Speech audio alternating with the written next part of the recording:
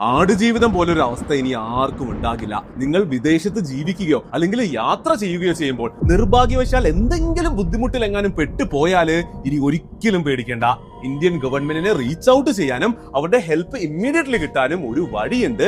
Save ചെയ്തു വെച്ചോ. ട്രാവലിനിടയിൽ പൈസ നഷ്ടപ്പെട്ടവർ, ജോലി പോയി ബുദ്ധിമുട്ടിലായവർ, ജോലി കിട്ടാതെ കഷ്ടപ്പെടുന്നവർ, ഭക്ഷണം കഴിക്കാൻ പൈസ ഇല്ലാത്തവർ, വിസ ചതിയിൽ പെട്ടുപോയവർ, ഇതിനെല്ലാം പുറമെ പ്രിയപ്പെട്ടവരുടെ ഡെഡ് ബോഡി നാട്ടിലെത്തിക്കാൻ പണമില്ലാതെ വിഷമിക്കുന്നവർ, ഇങ്ങനെ ബുദ്ധിമുട്ടിലായ എല്ലാവർക്കും ഇമ്മീഡിയറ്റ് ഹെൽപ്പ് ഇന്ത്യൻ ഗവൺമെന്റ് ചെയ്യും. ഇന്ത്യൻ കമ്മ്യൂണിറ്റി വെൽഫെയർ ഫണ്ട്, ഇങ്ങനെ ഒരു ഫണ്ട് യൂസ് ചെയ്താണ് ഹെൽപ്പ് ചെയ്യുന്നത്.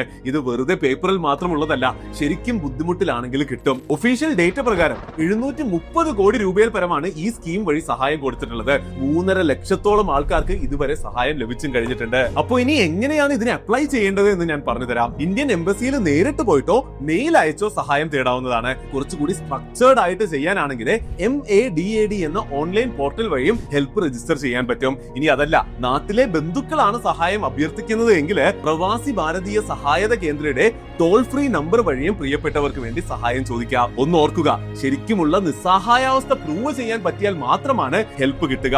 അപ്പോ റീല് സേവ് ചെയ്തു വെച്ചോ, വിദേശത്തുള്ളവർക്ക് ഷെയറും ചെയ്തോ. അതിശക്തം.